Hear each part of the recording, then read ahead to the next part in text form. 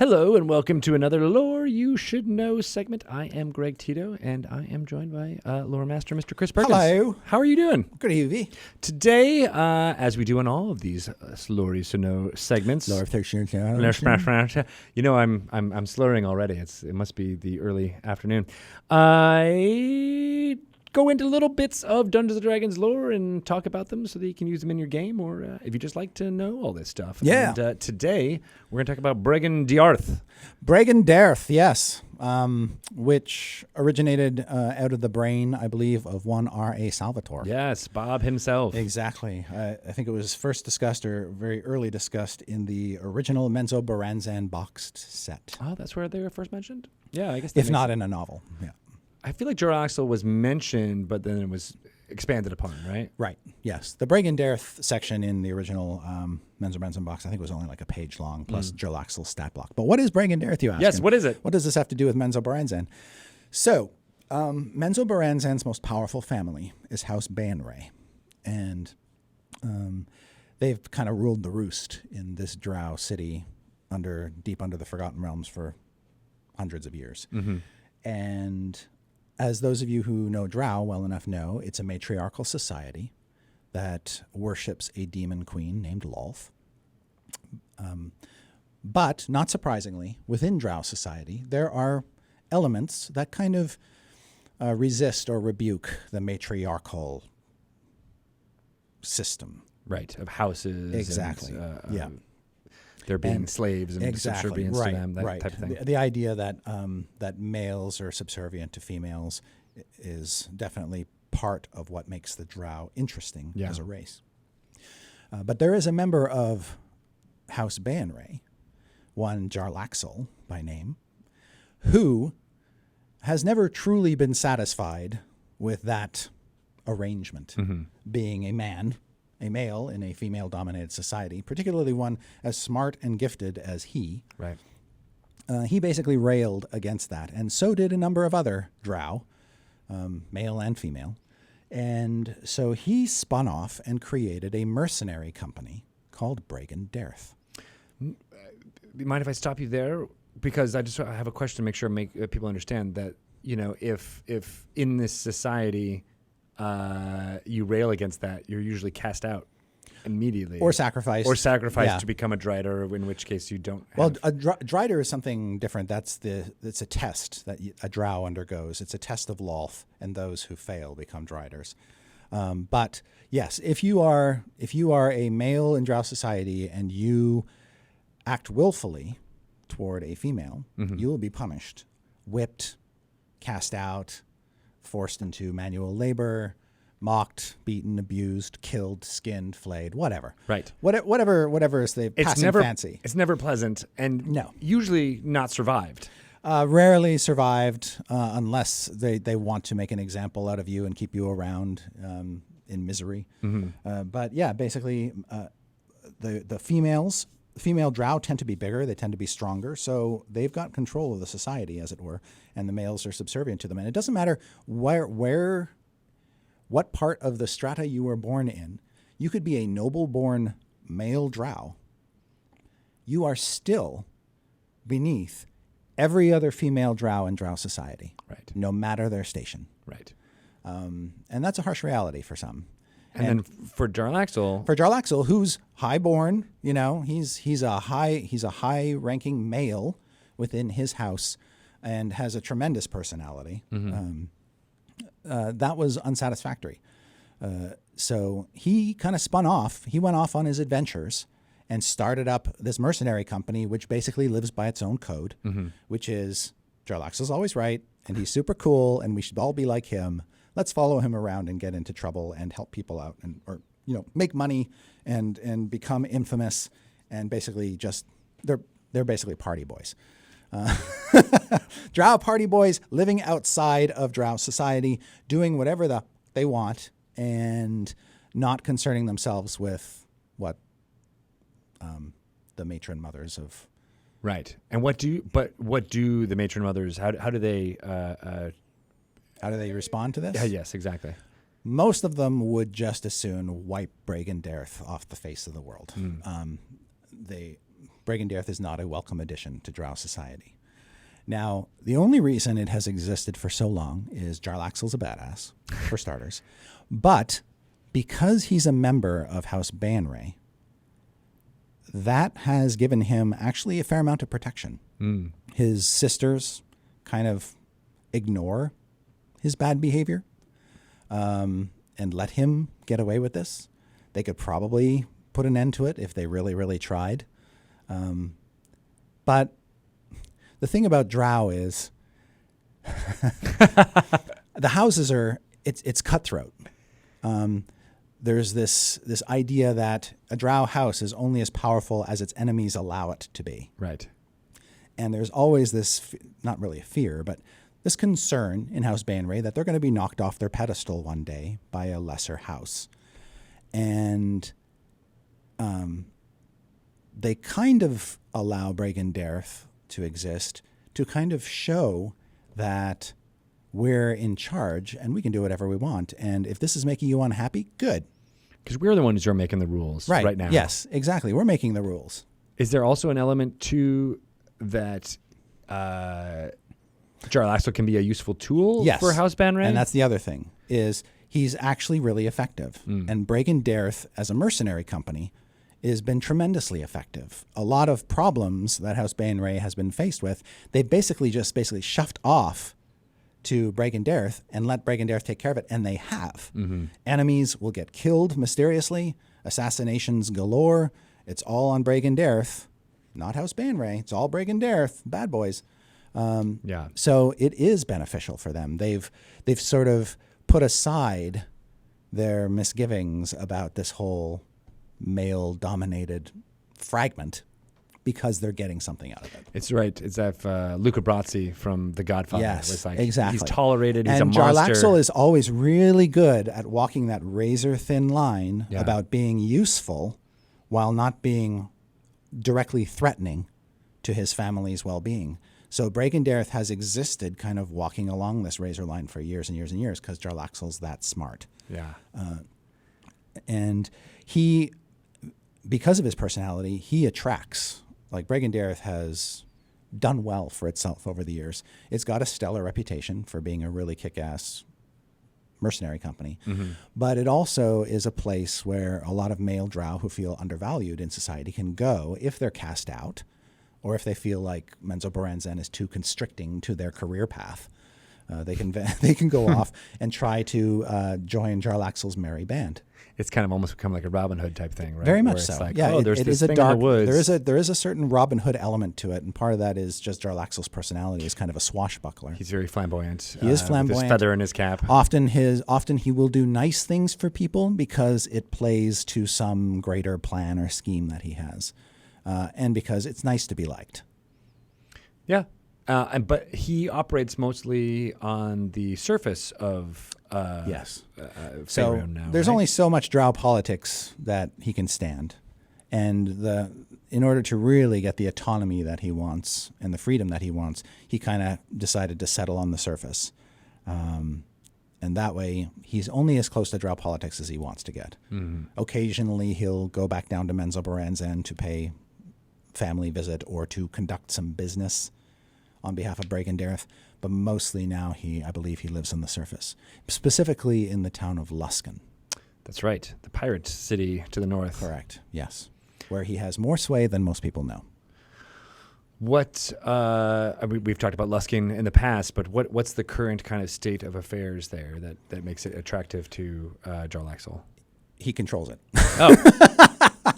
Oh, he was enough of a badass to go in and be like, "Hey, this is my town." So before Bregan D'aerthe really sort of showed up there and exerted themselves, Luskan was, like you say, a pirate town. And there were 5 pirate captains who basically kind of shared ownership, if that's the word, governorship of this ramshackle coastal community.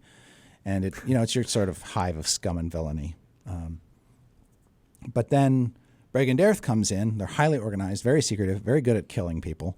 And suddenly Jarlaxle, who's very rich, who has umpteen million magic items, is basically buying everybody off. And now he's got all of 5 captains on the payroll. being a master of disguise with his magical hat and whatnot. He can take on the appearance of human form. When you're dealing with somebody that smart, that rich, and that skilled at covering up themselves, it's very easy to understand how Luskan sort of fell under his sway. So most visitors just assume pirates run the town. It seems to be that way on the surface. But then you realize, oh, there's actually a shadow lord here who's basically secretly presiding over all the pirates, sometimes pitting them against each other in a very Drow-like way to make sure like different that houses, exactly, like sure different houses. None of them are too strong enough to take him out. Exactly. So if they're constantly bickering and fighting among themselves, then he's perfectly safe. But there's only so much he's willing to stand before it destabilizes everything.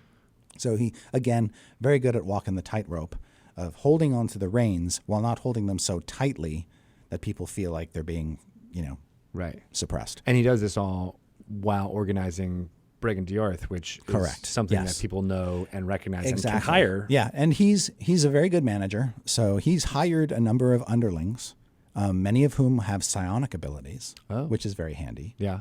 To basically communicate, deliver messages to him, to communicate amongst each other, to weed out people who shouldn't be in Bregan D'aerthe because they might be spies of other organizations, and so on and so forth. So it's very, very hard to infiltrate this organization. And Jarlaxle basically personally approves everybody who joins the organization. So he's very, very canny in that way. When you say organization, how big are we actually talking? Is it like Bregan 1,000 members? No, Bregan D'aerthe is around 150, maybe 200 members. And by members, you mean full Drow? Full Drow, yeah. You have to basically be a Drow to join. You have to. You don't necessarily have to be male. Right. Although predominantly they're males. It's the outcast. There aren't that many female outcasts. Right. Yes. Right. And given the nature of Drow and elves in general, there's binary. There's that's right. The full panoply of sexuality within Bregan D'aerthe, but it's a very, very small group. As well as gender. Gender. Sexuality, gender, very fluid, as elves tend to be. But since they're only 150, 200, they're not. They tend to not spread out too thin, and they rely on sort of extended members, people who don't realize they're actually working for Bregan D'aerthe but are. Right, like any good criminal organization. Exactly. Yeah. So in addition to the Luskan pirates, you've got other groups, based in Waterdeep who might not even know that Bregan D'aerthe is who's calling the shots. The figure that they're talking to is actually a Drow in disguise, but they have no way of knowing that. Or they're psionically, mentally controlled into serving the organization. So Jarlaxle has very few scruples, and he'll do whatever he can to hold the power that he has. And the people who serve in Bregan D'aerthe are absolutely unflinchingly loyal to him. Because he's got that cult of personality. He does, yes. And he's good. He's good. He's a good boss. Is he a good person? As in No. alignment? Would you say he's a chaotic? I mean, because Robin Hood, we mentioned, that is usually one of the archetypes that we say as a chaotic good character. Jarlaxle's not good. He's, what is he, neutral? He is probably neutral with more, I'd say neutral evil. Mm-hmm. But he's not... Psychotic. Right. He's not. He doesn't do it for the evil's sake. No. But he doesn't have, as you said, scruples. And the thing about him is, there are things that he admires about people, and if he finds you interesting, he is likely to leave you alone. I don't want to compare him. This is kind of a bad analogy, but if you've seen Silence of the Lambs, the Hannibal Lecter character, certainly evil, bad, horrible person. Yes. But if you look at his relationship with Agent Starling, you see he sees something in her, something sort of good that the world needs, and would never want to hurt her for that reason. I think Jarlaxle feels the same way about like adventurers who measure up to his standards. So like he might assassinate somebody without batting an eye. But if he confronts a group of adventurers, even a group that's opposed to him, or maybe their goals and Bregan D'aerthe's goals are in conflict, Jarlaxle is probably more inclined to want to speak to them and figure out what they're all about before he steps on them, right? Or brings harm upon them. And even if they are troublesome, he might lead them on rather than like just kill them. Now, because he's smart enough to know that adventurers can be useful, and useful idiots sometimes. And so why destroy that which you can use? Do those characteristics continue out to the other members of Bregan D'aerthe? Once you start to get past Jarlaxle and his sort of close circle of subordinates, then it becomes more Wild Westy, where Got it. You get a full range of personalities, and probably you start to see Drow of just more typically evil bent. The actual people he sends out to murder people aren't typically burdened with any conscience. They just do it because they're told. Right. Or they do it because they like killing people, and Jarlaxle lets them do it with impunity. Right. And in service of some kind of goal that they may not even some elusive goal, which is really just for them brotherhood. Right. The sense that they belong to something that they could never have had in Menzoberranzan or any other Drow city. This sort of this uniform acceptance of who they are, this meritocracy, where you are basically elevated through skill. Now, you mentioned a couple times what Jarlaxle's goals are for Bregan D'aerthe. Does he have any large overarching goals? Well, funny you should mention that. Jarlaxle is a central figure in our story this year. And in sort of one of the questions we had to decide when we decided that we were going to use him was, what is his kind of scheme or master plan? Mm-hmm. And what we settled on was this idea that, okay, he kind of has Luskan in his clutches, but one of the things he has strived for and not been able to obtain in recent years is legitimacy. In the sense, it's one thing to be the Shadow Lord, but if nobody knows you're the Lord, then what's the fun in that? Oh, man, if you have any kind of ego, that's like the worst sentence in the world. Right. So now he's thinking, well, I want to take Luskan big league. I want it to become a member of the Lord's Alliance, which we've talked about before. It's this alliance. It's this NATO of the North, basically. The city-states. The city-states. Waterdeep, Neverwinter, Mirabar, Mithril Hall, Sunderbar until recently, Baldur's Gate. They're all sort of allied with one another in a mutual defense compact against overwhelming aggressive threats. They are supposed to unite and help defend each other. Yeah. Luskan has always been omitted because of its pirate nature, because of its past conflicts with Neverwinter, its nearest neighbor. These two cities hate each other. So Neverwinter has always said Luskan will never be a member of the Lord's Alliance. As long as Neverwinter is a member. Correct. Yeah. And so Jarlaxle is like, oh, really? Let's test that. So he is gunning for legitimacy and to bring Luskan into the Lord's Alliance. It's actually not necessarily a bad plan. Right. It might be good for the North, but he's dealing with resentment. Mm-hmm. He's dealing with years of Luskan's betrayals and aggressions and all that other baggage that he's got, and the fact that he is a Drow, and being a Drow on the surface, you have to be careful. Right. There's 29 plus novels about that. Yes, exactly. By Bob and how a certain other character. So he's got a tall. It's a tall order what he's aiming to do, but he's got a plan to do it. I feel like to close this out, we should at least also mention his relationship with Drizzt and the companions and what that means. Yes. So where do they currently stand? Well, so the last novel I read that featured Jarlaxle prominently was Maestro, and oh boy, Jarlaxle has a complicated relationship with the companions and Drizzt, and whenever he shows up, all blood pressures immediately go through the roof. Right. Because it's like getting a text from an ex. Yeah, in a way. I mean, because he'll tell you one thing, and then you realize several chapters later that what he told you was kind of a lie, and it was really aimed at getting something that he wanted all along. Which you just found out he just got because of right, that, right? Exactly. It already happened. He's playing that 7-tier chess game that the companion just like, I don't even know what this game is. I got an axe. I want to smash some things. Yeah, exactly. So and I think I get the sense reading the novels that this is a little bit frustrating for Jarlaxle. I think he wishes his opponents were smarter.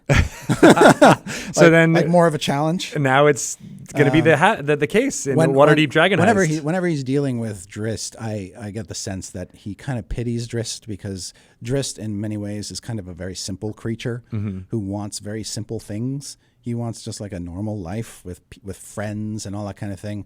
He doesn't have the raging ambitions that drive Jarlaxle daily. Right. And I think that's a source of frustration for Jarlaxle. That, you know, yeah, if you want to get into a sword fight with Drizzt, that's kind of a challenge. He can enjoy that, but the banter, the repartee is just not there. It's just not there. It's just like he's throwing rocks off of Drizzt's head. And it's like, come on. And honestly, but it's very weird. Jarlaxle is so unpredictable in a lot of ways. Definitely chaotic in some sense. In that he'll beat you up, and then he'll kind of feel sorry for you and prop you up again. It's like, do better, and then you know, be more of a challenge for me in the future. And I'll come back and we'll see how you're doing, and you know, I'll beat you down again. I think part of it is that he's looking for amusement in life, and not everybody really likes that kind of person around. Interesting. Well, here's hoping. I said it before, but I'm going to repeat it. That the player characters who are playing through Waterdeep Dragon Heist, maybe they will be a better foil to Jarlaxle, and they will likely encounter Jarlaxle and not even realize it. Most of the time. That's the best. Yeah. As a dungeon master. Yeah. It could be any character. He's a master of disguise. Yeah. Yeah. The best, you know, you might not even have known it when you were playing that NPC 3 weeks ago, but later on you could be like, oh, by the way. In Dragon Heist, he has a number of disguises. And so he shows up in a variety of different roles. That's great. Yeah. Yeah. I can't wait for to hear all the stories of what happens at the table when that adventure And he's got a really cool base in Waterdeep. It is a cool base. Yeah. Which you'll learn more, hopefully. Mm-hmm. Excellent. All right. Well, if people have any questions on Bregan D'aerthe as pertains to Waterdeep Dragon Heist, how do they get in touch with you? I'm on Twitter at Chris Perkins DND.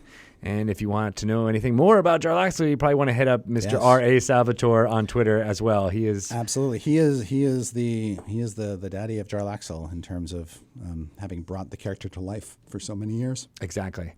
So we should have him on again soon and talk more about this. Yep. Excellent. All right. Thank you guys so much for listening to Lore You Should Know. We'll be back next week.